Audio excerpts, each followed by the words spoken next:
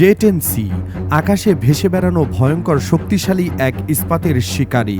এটি যখন আকাশে উড়বে তখন সেটি কোনো সাধারণ দৃশ্য হবে না।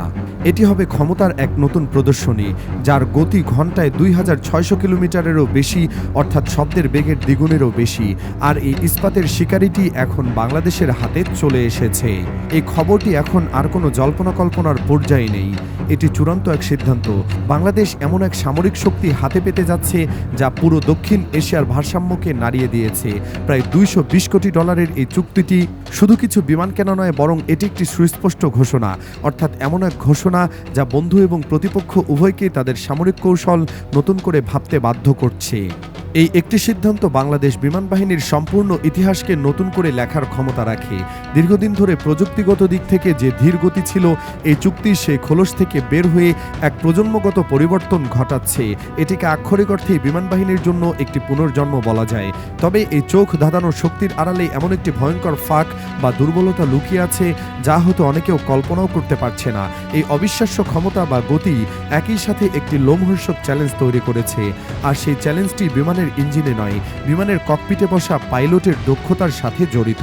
প্রশ্ন হলো, এই দানবীয় শক্তিকে নিয়ন্ত্রণ করার মতো দক্ষ হাত কি প্রস্তুত আছে? কি হবে যদি এই $200 কোটি অত্যাধুনিক প্রযুক্তি সঠিক পরিচালনার অভাবে এক নতুন বিপদের কারণ হয়ে দাঁড়ায়? বিষয়টি বোঝার জন্য প্রথমেই এই ব্যবধানটা উপলব্ধি করতে হবে। বর্তমানে বাংলাদেশ বিমান বাহিনীর পাইলটদের প্রশিক্ষণের জন্য যে বিমানগুলো ব্যবহৃত হয় সেগুলোর বেশিরভাগই সাবসনিক, অর্থাৎ এগুলোর গতি শব্দের গতির চেয়েও কম, ঘন্টায় বড়জোর 7 থেকে 800 কিলোমিটার। অন্যদিকে জে-10সি হলো সুপারসনিক ফাইটার, এর গতি ঘন্টায় 2400 কিলোমিটার। এই দুই গতির ব্যবধানকে কেবল সংখ্যার পার্থক্যই ভাবলে চলবে না, এটি আক্ষরিক অর্থেই সাইকেল চালানো থেকে সরাসরি ফর্মুলা 1 রেসিং কারের ড্রাইভিং সিটে বসার মতো একটি ব্যাপার হয়ে দাঁড়াবে। একজন পাইলট সাবসনিক বিমানে যে সিদ্ধান্তটি নেওয়ার জন্য 1 সেকেন্ড সময় পান, সুপারসনিক জেটে সেই একই সিদ্ধান্ত নিতে হয় 1 সেকেন্ডের 10 ভাগের 1 ভাগ সময়ে। এখানে সময় যেন বহুগুণ দ্রুত চলে। এই গতির জগতে একটি ছোট ভুল মানে একটি দুর্ঘটনা নয়, বরং এটি কোটি ডলারের রাষ্ট্রীয় সম্পদের ধ্বংস, এবং তার চেয়েও বড় কথা, এটি রাষ্ট্রীয় সম্মানের দিকে প্রশ্ন তোলে। তাহলে এই ভয়ঙ্কর প্রযুক্তিগত ব্যবধান পূরণ হবে কিভাবে? অনেকেই হয়তো বলবেন, বাংলাদেশের হাতে তো রাশিয়ার তৈরি ইয়াক-130 এর মতো অত্যাধুনিক ট্রেনার বিমান রয়েছে। কিন্তু এখানেই লুকিয়ে আছে মূল রহস্য।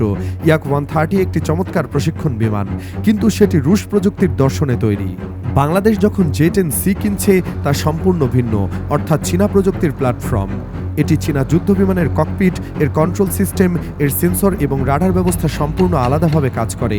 একজন পাইলটকে যদি রুশ প্ল্যাটফর্মে প্রশিক্ষণ দিয়ে চীনা প্ল্যাটফর্মে উড়াতে পাঠানো হয়, তবে তা হবে স্প্যানিশ ভাষা শিখে ম্যান্ডারিন ভাষায় পরীক্ষা দেওয়ার মতো একটি ব্যাপার, যা প্রায় অসম্ভব। এই পরিস্থিতিতে বাংলাদেশের জন্য সবচেয়ে জরুরি বিষয় হয়ে দাঁড়িয়েছে এই নতুন বিমানগুলোর জন্য উপযুক্ত পাইলট তৈরি করা। আর সেই লক্ষ্যেই এই পুরনো প্রতিরক্ষা চুক্তির সবচেয়ে গুরুত্বপূর্ণ অংশটি হলো আরেকটি বিশেষ বিমান, এর নাম JL-10 ফ্যালকন। এই JL-10 বিমানটি হলো সেই গেম চেঞ্জার বা পুরো পরিকল্পনার মূল চাবিকাঠি। এটি চীনের তৈরি একটি অত্যাধুনিক ট্রেনার বিমান, তবে এটি কোনো সাধারণ ট্রেনার নয়, এটি নিজেই একটি সুপারসনিক বা শব্দের চেয়ে দ্রুতগতির বিমান। একে সামরিক পরিভাষায় বলা হয় লিড ইন ফাইটার ট্রেনার। এর প্রধান কাজ হলো বেসিক ট্রেনার বিমান এবং জে-10সি এর মতো সর্বাধুনিক যুদ্ধ বিমানের মাঝে যে বিশাল প্রযুক্তিগত এবং গতির শূন্যস্থান রয়েছে তা পূরণ করা। JL-10 এর সবচেয়ে বড় বিশেষত্ব হলো এর ককপিট এবং ভেতরের কন্ট্রোল সিস্টেমগুলো প্রায় হুবহু জে-10সি এর মতোই ডিজাইন করা হয়েছে। এর ফলে একজন তরুণ পাইলট যখন এই ট্রেনার বিমানে প্রশিক্ষণ নেন, তখন তিনি আসলে ভবিষ্যতের আসল যুদ্ধ বিমানের সাথে পরিচিত হয়ে ওঠেন। Digital display, high speed manoeuvre এবং আধুনিক যুদ্ধাস্ত্র ব্যবহারের যে সিমুলেশন, এই সবকিছুই পাইলটকে বাস্তব যুদ্ধের জন্য প্রস্তুত করে তোলে।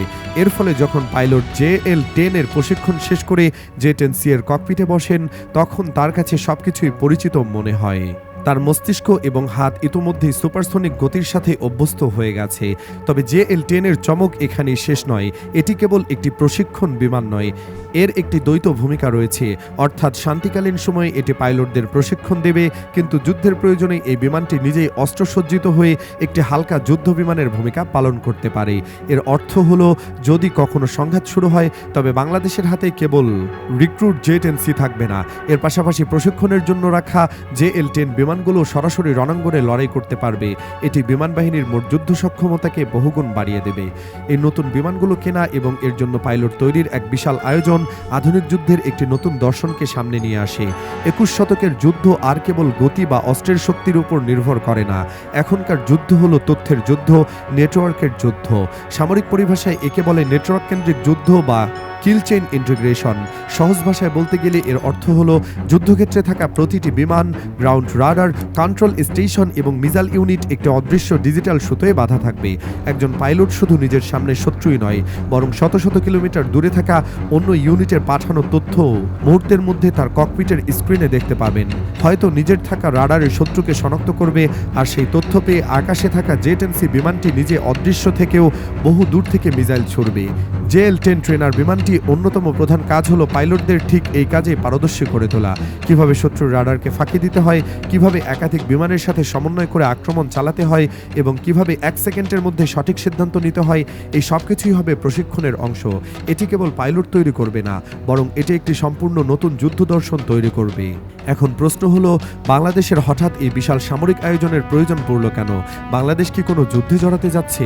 এই প্রশ্নের উত্তর বুঝতে হলে তাকাতে হবে দক্ষিণ এশিয়ার ভূরাজনৈতিক মানচিত্রের দিকে। এই অঞ্চলের আকাশ এখন বিশ্বের অন্যতম কৌশলগত উত্তপ্ত এলাকা। একদিকে ভারত তার বিমান বাহিনীকে ফ্রান্সের তৈরি রাফায়েল, রাশিয়ার সুখোইয়ের বিশাল বহর দিয়ে সাজিয়েছে।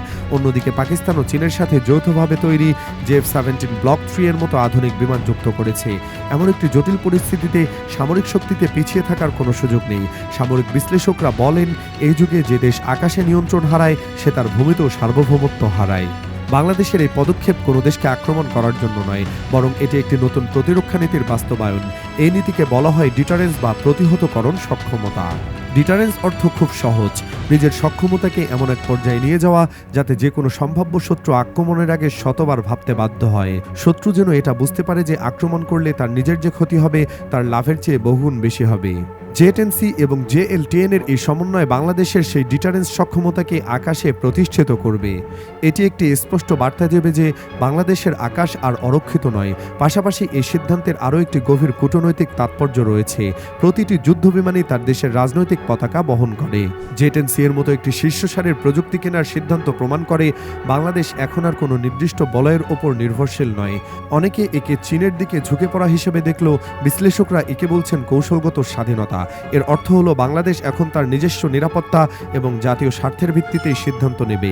এটি কোনো দেশের উপর নির্ভরতা নয়, বরং নিজস্ব নকশায় নিজের প্রতিরক্ষা ব্যবস্থা গড়ে তোলার এক সাহসী পদক্ষেপ। এই পুরো পরিকল্পনাটি বাংলাদেশের ফোর্সেস গোল 2030 নামক দীর্ঘমেয়াদী আধুনিকায়ন লক্ষ্যের একটি গুরুত্বপূর্ণ অংশ। এর প্রভাব শুধু সামরিক ক্ষেত্রে সীমাবদ্ধ থাকবে না। একটি পূর্ণাঙ্গ সুপারসনিক ট্রেনিং কমান্ড প্রতিষ্ঠার অর্থ হলো দেশে simulation centre, electronic warfare lab এবং সাইবার ওয়ারফেয়ার গবেষণা তৈরি হওয়া। এর জন্য প্রয়োজন হবে বিপুল সংখ্যক স্থানীয় প্রকৌশলী, টেকনিশিয়ান এবং কারিগরি জনবল। ধীরে ধীরে এই বিমানগুলো রক্ষণাবেক্ষণ এবং কিছু কিছু যন্ত্রাংশ হয়তো দেশেই তৈরি হওয়ার সম্ভাবনা তৈরি হবে। এটি বাংলাদেশের প্রতিরক্ষা শিল্পকে একটি নতুন উচ্চতায় নিয়ে যেতে সাহায্য করবে। সবচেয়ে বড় কথা হলো JL-10 এর মাধ্যমে যে পাইলটরা আজ প্রশিক্ষণ নেবেন তারা কেবল জেট-এনসি এর জন্যই প্রস্তুত হবেন না, তারা ভবিষ্যতের যে কোনো পঞ্চম বা ষষ্ঠ প্রজন্মের যুদ্ধ বিমান যেমন J-20 বা J-35 এর মতো স্টেলথ ফাইটার পরিচালনার জন্য মানসিকভাবে এবং প্রযুক্তিগতভাবে প্রস্তুত হয়ে যাবেন। এটি এক প্রজন্ম থেকে পরের প্রজন্মের দক্ষতা স্থানান্তরের একটি স্বাভাবিক প্রক্রিয়া তৈরি করবে। সুতরাং জেট-এনসি নামক এই ইস্পাতের শিকারী কেবল একটি যুদ্ধ বিমান নয়, এটি একটি যুগের নতুন সূচনা।